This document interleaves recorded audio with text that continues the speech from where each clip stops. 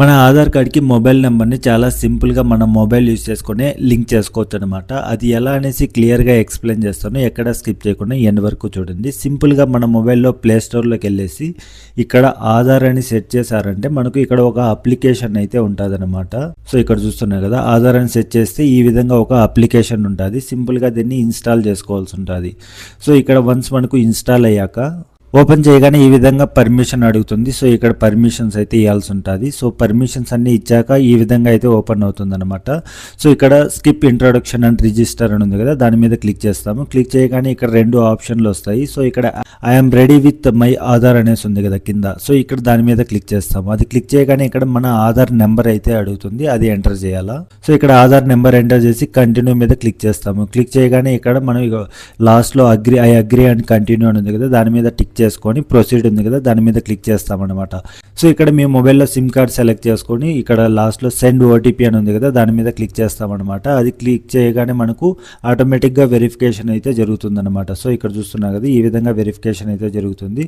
So, ఇక్కడ అలో అనేసి click చేస్తారు. క్లిక్ చేయగానే ఆటోమేటిక్గా మనకు ఇక్కడ మన మొబైల్ నెంబర్ అయితే వెరిఫై చేసుకుంటుంది. అంటే ఆల్రెడీ ఉన్న నెంబర్ని వెరిఫై చేసుకుంటుంది. అలాగే ఫేస్ వెరిఫికేషన్ కూడా ఉంటుంది అనమాట. ఇక్కడ కంటిన్యూ టు ఫేస్ అథెంటికేషన్ అని ఉంది కదా, సింపుల్గా దాని మీద క్లిక్ చేస్తాము. అది క్లిక్ చేస్తామంటే ఈ విధంగా వస్తుంది. సో, ఇక్కడ ఇనిషియేట్ ఫేస్ అథెంటికేషన్ అని ఉంది కదా, దాని మీద క్లిక్ చేస్తాము.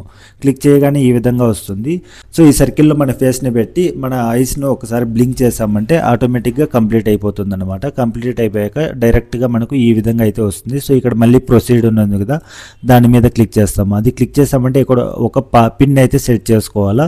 సో, నెక్స్ట్ ఎప్పుడైనా ఓపెన్ చేసినప్పుడు ఖచ్చితంగా ఈ పిన్ అయితే అడుగుతుంది. సో, ఆ పిన్ని ఎంటర్ చేసామంటే ఓపెన్ అవుతుంది. సో, ఇక్కడ చూస్తున్నారు కదా, ఈ విధంగా అయితే ఓపెన్ అవుతుంది అనమాట.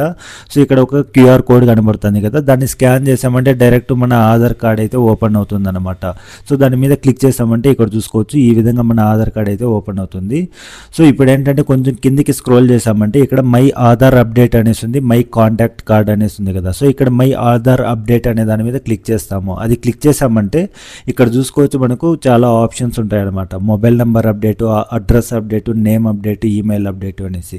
సో, ఇప్పుడు సింపుల్గా ఇక్కడ మనం మొబైల్ నెంబర్ని అప్డేట్ చేసుకోవాలంటే ఇక్కడ మొబైల్ నెంబర్ అప్డేట్ అనేసి ఉంది కదా, సో దాని మీద క్లిక్ చేస్తామన్నమాట. సో, ఇక్కడ మొబైల్ నెంబర్ అప్డేట్ ఉంది కదా, దాని మీద క్లిక్ చేసామంటే సో ఇక్కడ చూసుకోవచ్చు ప్రాసెసింగ్ టైం వచ్చి 30 days. అంటే మనకు 30 days అని చెప్తుంది కానీ మనకు 3-4 daysలోనే అప్డేట్ అయితే అయిపోతుంది. ప్రాసెసింగ్ ఫీజు వచ్చేసి ఇక్కడ చూసుకోవచ్చు 75 రూపీస్ అయితే ఉంది.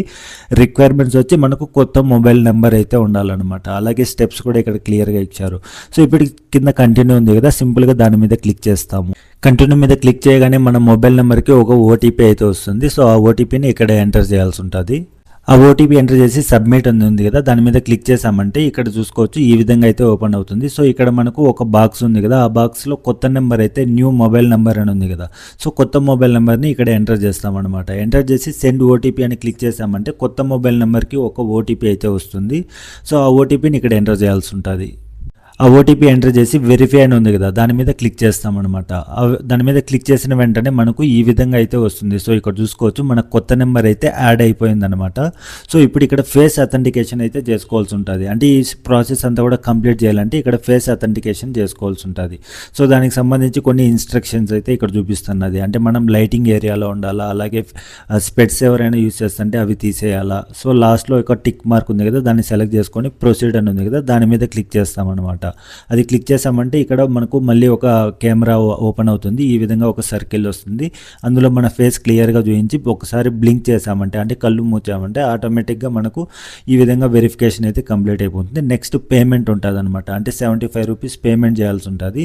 సో, దానికి మనం ఫోన్పే, గూగుల్ పే ద్వారా కూడా పేమెంట్ అయితే చేసుకోవచ్చు అనమాట. సో, ఇక్కడ కంటిన్యూ టు పే అని వస్తుంది కదా, దాని మీద క్లిక్ చేసామంటే సో ఇక్కడ చూసుకోవచ్చు డైరెక్ట్ మనకు ఫోన్పే ఆప్షన్ కూడా చూపిస్తుంది. సో, ఇప్పుడు మనం ఇక్కడ పే అనేసి ఉంది కదా, దాని మీద క్లిక్ చేసి డైరెక్ట్ ఫోన్పే నుండి పేమెంట్ చేసామంటే ఆటోమేటిక్గా మనకు ప్రాసెస్ అనేది కంప్లీట్ అయిపోతుంది అనమాట. సో, దానికి సంబంధించి ఒక అక్నాలెడ్జ్మెంట్ కూడా వస్తుందన్నమాట. సో, ఆ అక్నాలెడ్జ్మెంట్ని డౌన్లోడ్ చేసి పెట్టుకున్నామంటే మనకు ఫ్యూచర్లో ఎప్పుడైనా కూడా యూజ్ అవుతుందన్నమాట. సో, ఈ విధంగా సింపుల్గా మీరు మీ ఆధార్ కార్డ్కి mobile number, address, name, email ఇవంతా కూడా ఈ అప్లికేషన్ యూజ్ చేసుకొని అప్డేట్ అయితే చేసుకోవచ్చు అనమాట. సో, వీడియో ఇన్ఫర్మేటివ్గా ఉంటే లైక్ చేయండి. అలాగే కొత్తగా చూస్తుంటే తప్పకుండా సబ్స్క్రైబ్ చేసుకోండి. Thank you so much. By.